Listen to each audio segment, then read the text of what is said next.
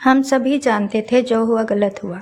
हम परेशान भी होते, पर हम में से किसी में इतनी ताकत नहीं थी कि घर के बीच खड़ी दीवार को गिरा दें।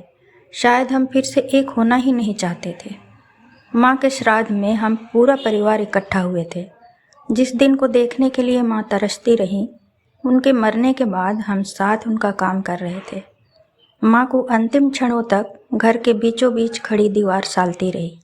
कहती थी, तुम्हारे बाबूजी जीवित होते तो यह दीवार कभी खड़ी नहीं हो पाती। उनकी बातों की किसको परवाह थी, वह अंदर ही अंदर घुटती रही। इसी दुख में हमेशा बीमार रहने लगी। 13वीं की रस्म के बाद हम फिर अपने अपने घरों में कैद हो गए। अभी जहाँ दीवार खड़ी है, वहाँ कुछ वर्ष पहले एक विशाल पीपल का पेड़ हुआ करता था। माँ रोज़ सुबह नहा धोकर उस पर जल चढ़ाती, धूप दीप जलाती थी। तब हमारा परिवार खुशहाल था। शायद माँ की आस्था का ही फल था, परंतु ये आस्था भी समय के साथ धूमिल पड़ गए और विश्वास चकनाचूर हो गए, क्योंकि हम जो अपने कद से ज़्यादा बड़े हो गए थे। इसका परिणाम हम सबके लिए जीवन भर का विषाद बन गई। अब तक माँ की वजह से ही हम एक सूत्र में बंधे थे। उनके ना रहने पर वह सूत्र भी टूट गया। अब ऐसा और कुछ भी नहीं था जो हमें एक दूसरे से जोड़ पाए। यही सब सोच में डूबा था कि सूरज ने मेरी बाँह पकड़कर हिलाते हुए कहा, पापा, मैं राज के साथ खेलने जाऊं? मेरे कुछ कहने से पहले ही जाने कहाँ से रूपा आ गई और सूरज को पकड़कर खींचते हुए अंदर ले गई और बोली, कोई ज़रूरत नहीं है राज के साथ खेलने की। याद नहीं, पिछली बार उसने तुझे कितना मारा था, कितनी लड़ाई हुई थी? सूरज रोते रोते बोला, माँ, राज ने मुझे कहाँ मारा था? वह तो मैं खुद ही गिर गया था। राज मेरे बड़े भाई का बेटा था। सूरज और राज दोनों साथ खेलते, पर बचपना था, किसी किसी बात पर झगड़ा भी हो जाता, पर इससे पूरे घर में कोहराम मच जाता। बच्चों को लेकर भाभी और रूपा के बीच लड़ाई हो जाती। अगले दिन बच्चे फिर साथ में खेलते, लेकिन बड़ों के बीच सीमा रेखा और चौड़ी हो जाती। रोज़ रोज़ के झगड़ों से तंग आकर माँ हम दोनों भाइयों को डांटती, तुम दोनों अपनी अपनी पत्नियों को क्यों नहीं समझाते? शुरू में भैया भाभी को शांत रहने के लिए कहते थे, परंतु बाद में कुछ कहना ही छोड़ दिए। मैं रूपा को चुप रहने कहता तो वह और ज़ोर ज़ोर से बोलती।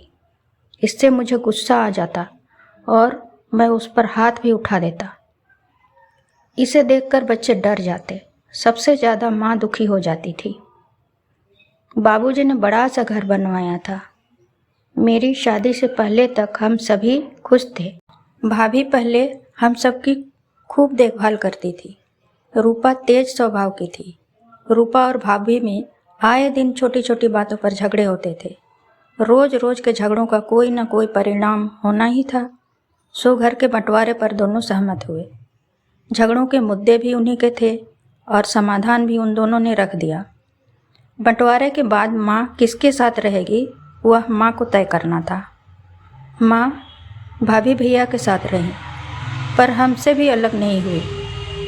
इसी दुख से माँ बीमार रहने लगी और फिर एक दिन इन दुखों से छुटकारा पा लिया। समय गुजरा, सूरज और राज थोड़े बड़े हुए। अब उनके बीच झगड़े कम होते। जैसे वे बचपन में साथ रहते थे, वैसे अब भी साथ रहते और दोनों घरों में बेरोक टोक आते जाते। दोनों बहुओं को छोड़कर हम सभी आपस में बातें करते थे। कभी पीपल के पेड़ में परिंदों का कलरव सारे घर में गूंजा करता था।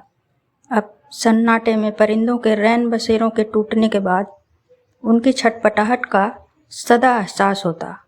कई बार मुझे लगता, मैं ही यह सब क्यों सोचता हूँ? क्या मैं इसे रोक नहीं सकता था?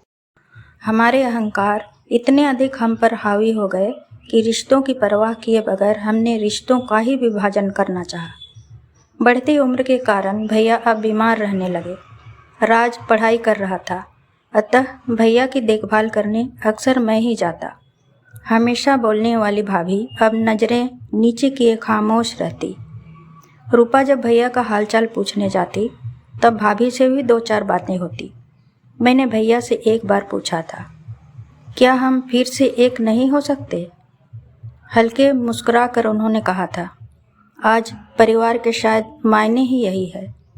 इतना कहकर चुप हो गए। शायद उन्होंने परिस्थितियों के सामने समर्पण कर दिया था, या फिर वे स्वीकार कर चुके थे कि रिश्ते सदा एक से नहीं रहते, उनमें कभी न कभी बिखराव आता ही है। एक बार सूरज ने पूछा था, पापा, हमारे घर के बीच यह दीवार क्यों है? रूपा ने यह सुनकर नज़रें झुका ली। मेरे पास भी इसका कोई उत्तर नहीं था, पर पहली बार एहसास हुआ वर्षों से घड़ी या दीवार भरभरा कर गिर पड़ी हो।